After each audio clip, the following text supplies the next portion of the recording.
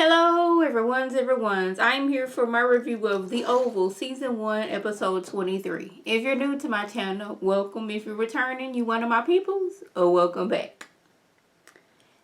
Now, y'all, I was not as enthralled in this episode as I usually am. It seems like as the season is coming to an end, Tyler is not giving it to us like he was in the beginning, and I am highly upset about that. But let's go ahead and get to the video. We still back in the room with Nancy telling Richard and Barry that Picky was her son. Now, Barry is asked to leave at the room because Richard does not want to see Barry cuss his mama out. He don't want to have Barry in the presence. He's giving Nancy all of the cuss outs. So, she's saying how she's sorry. He wants to know everything. She was like, I got pregnant and I took my baby over to the sister's house. Now, he was like, oh, so this is why we don't have any money in our savings account. It's because you have been paying her off. She's like, no, but yeah, that is why you have been paying the sister off and y'all don't have any money. It's because you went and got pregnant while Richard was fighting for his life in the war. You went off and got pregnant and you just threw the baby off on your sister. But he want to know who the daddy is, and she refuses to tell. He's like, if you can't tell me this, then we don't have nothing to talk about. And I was like, what if it's Sam's baby? Then I was like, I hope it is not Sam's baby, because Sam has been doggone it, jumping through hoops to make sure Barry doesn't go to jail, and Barry has been doing all kind of stupid stuff. Now, y'all, I just knew that this was going to happen somehow, but it didn't.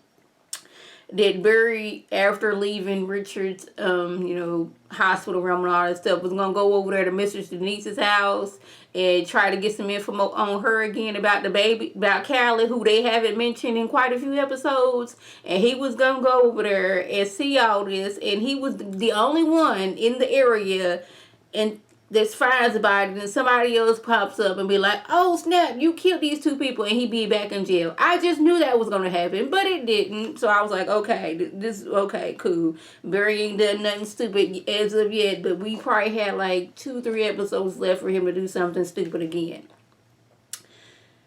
Now, Kyle has, maneuvered a lot these last few episodes. He done just got done shooting and killing 2 people. Well, shooting one and killing another.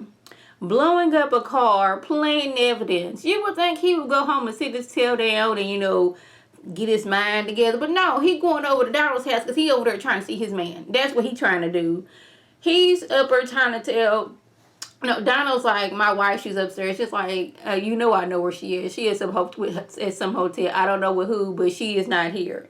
So... the plan is, and I don't think it makes sense, is New Yuma and Max were both in love with or seeing Mistress Denise. They got distraught and shot each other after she died. Now, I don't know what was the point of shooting and killing each other after she gone, because neither one of y'all with her.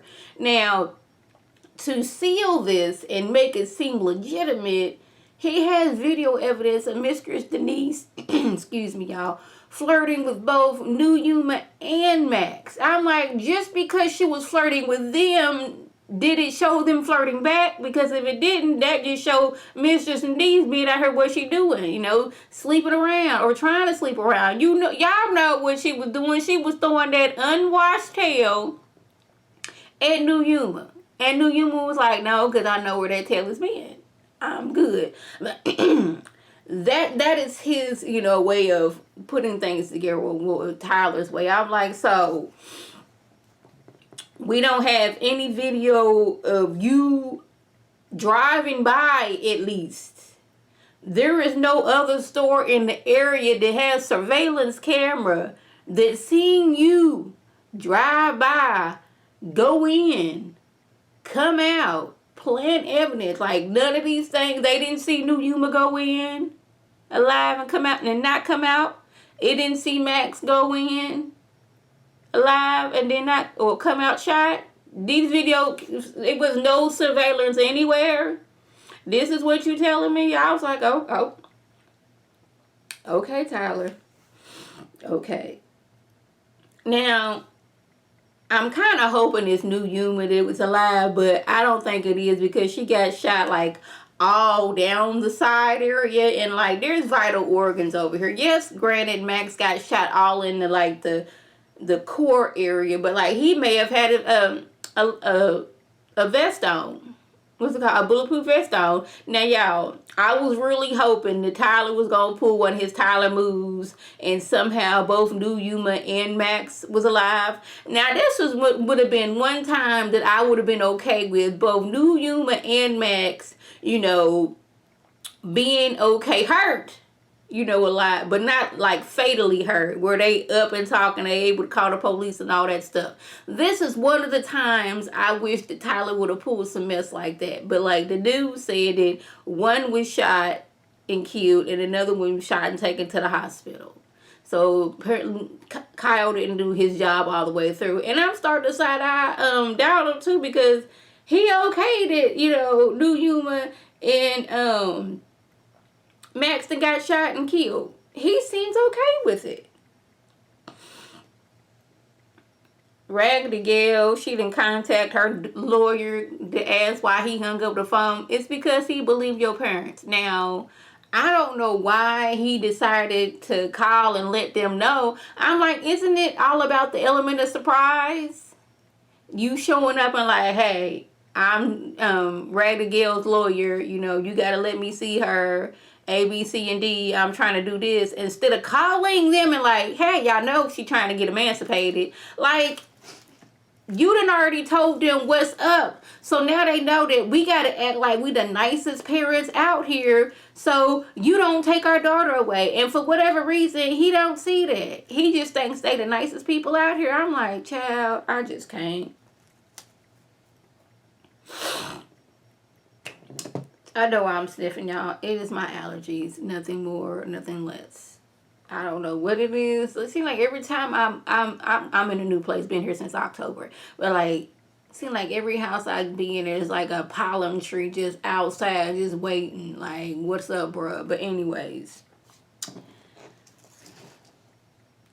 I don't know why Sharon left her phone downstairs when she went to go get her stuff, because Kareem then convinced her to stay at his place.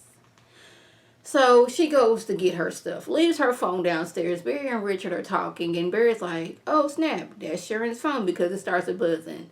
They are here. He's outside. So she goes upstairs.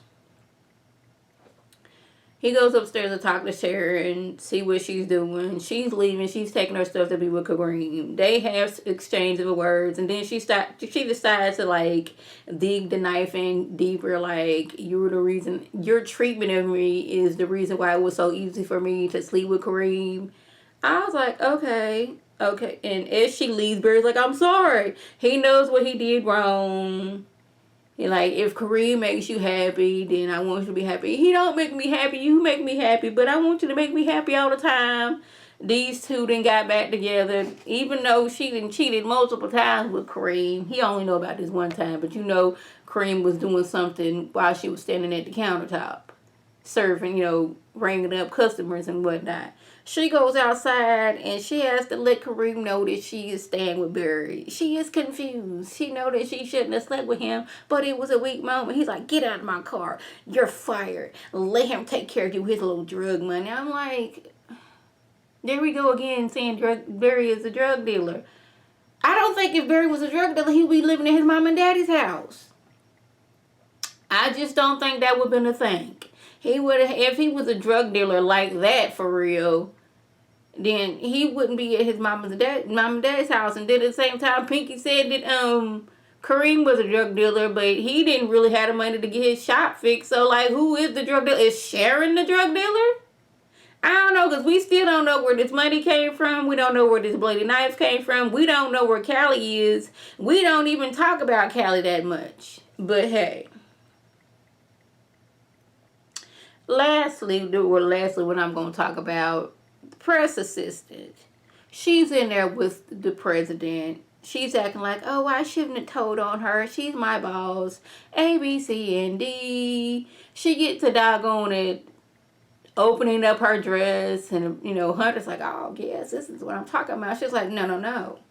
I decide who I sleep with, and then like ties her dress back up, and you think I'm gonna go home and think about you and all this stuff, and she walks off. Soon it's like the acting was so bad. It's like soon she opened the door, Victoria was like there waiting for her to open up the door, and instead of like Victoria busting in, but Victoria busts in, slaps her, drags her by the hair, calls her everything, all kind of mistresses and all this other stuff, and that's how the show ended, y'all.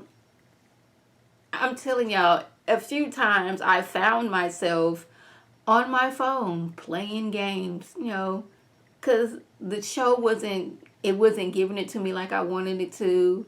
And I was like, I was sitting there like, man, what time this gonna be off? I'm like, I gotta take notes and, get the picture so I can show y'all who I'm talking about and what scene it is.